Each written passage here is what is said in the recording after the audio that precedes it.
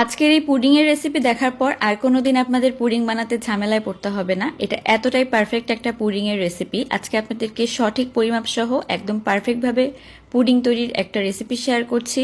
আর এই রেসিপিতে কিন্তু পুডিং বানালে একদম পারফেক্টভাবে পুডিং তৈরি করতে পারবেন। আর দেখতেই তো পাচ্ছেন কতটা পারফেক্ট হয়েছে। তো আশা করি আজকের এই রেসিপি আপনাদের অনেক ভালো লাগবে। তো প্রথমেই একটা সসপ্যানের মধ্যে আমি নিয়ে নিচ্ছি হাফ কাপ পরিমাণ চিনি। আমি কিন্তু এই প্যানের মধ্যেই কিন্তু পুডিংটা তৈরি করব। তো এই জন্য হাফ কাপ চিনি নিয়ে চিনিটাকে কিন্তু গলিয়ে নিচ্ছি। তো এই যে ক্যারামেল তৈরি হয়ে গিয়েছে, আমি কিন্তু শুধু নিচের দিকে এই ক্যারামেলটা রাখবো না, চারিপাশ থেকে ঘুরিয়ে দিচ্ছি। মানে যতটুকু পুডিং হবে ততটুকু কিন্তু ক্যারামেলও থাকবে। তো আমি এখানে ডিম নিয়েছি 8টা মুরগির ডিম আর 4টা হাঁসের ডিম। তো মুরগির ডিম আর হাঁসের ডিম দুইটাই কিন্তু ব্যবহার করতে হবে, তাহলে পুডিংয়ের কালারটা যেমন সুন্দর আসবে পুডিংটাও পারফেক্ট হবে। তার সাথে এখন আমি চিনি দিয়ে দিচ্ছি 1.5 কাপ পরিমাণে, মানে 12টা ডিমের জন্য 1.5 কাপ পরিমাণ চিনি কিন্তু যথেষ্ট, এর থেকে বেশি বা কম আর দেওয়ার দরকার নেই। তো চিনিটা ভালোভাবে গলে গেলে এখানে আমি 1 কাপ পরিমাণে গুঁড়া দুধ দিয়ে দিচ্ছি, এটা কিন্তু অবশ্যই দিতে হবে। তো 1 কাপ গুঁড়া দুধ আর 1 কাপ তরল দুধ আমি এখানে দিয়ে দিচ্ছি, দুইটাই ব্যবহার করতে হবে 1 কাপ পরিমাণ করে। তো এবার আমি সব কিছুকে ভালোভাবে একটু মিক্স করে নিচ্ছি যেন দুধটা ভালোভাবে এই ডিমের সাথে মিক্স হয়ে যায়। তো এই জন্য আমি একটু বিট করে নিচ্ছি 3-4 মিনিটের জন্য। আর দুধটা ভালোভাবে মিশে গেলে এখানে আমি হাফ কাপ পরিমাণে নর্মাল পানি দিয়ে দিচ্ছি।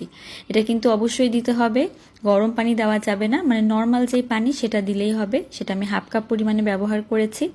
এখন আমি আরও একবার ভালো করে মিক্স করে নিয়ে এখানে হাফ টেবিল চামচ পরিমাণে ভ্যানিলা এসেন্স ব্যবহার করছি। তো ভ্যানিলা এসেন্স দেওয়ার পরে আবারও 1 মিনিটের জন্য এখানে একটু বিট করে নিচ্ছি।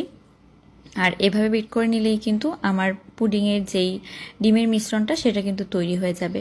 তো এই যে ক্যারামেল করে রেখেছিলাম সসপ্যানটা, সেটার মধ্যে আমি এরকম একটা ছাঁকনির মাধ্যমে ছেঁকে দিয়ে দিচ্ছি। এতে করে হবে কি পুডিংটা একদম স্মুথ হবে আর খুবই পারফেক্ট হয়।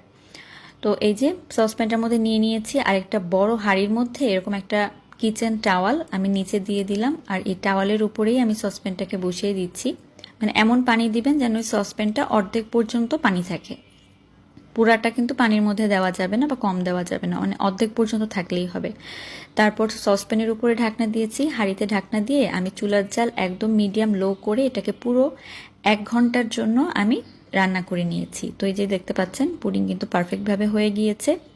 তো এখন আপনাদেরকে আমি পুডিংটা সাইড থেকে খুলে দেখাচ্ছি।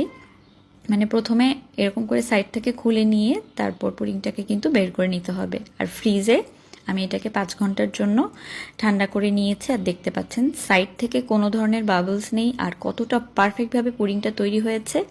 এখন আপনাদেরকে কেটে আমি ভেতরটা দেখাচ্ছি যে কতটা সুন্দরভাবে আর পারফেক্টভাবে পুডিংটা তৈরি হয়েছে। তো এই মাপে বানালে কিন্তু পুডিং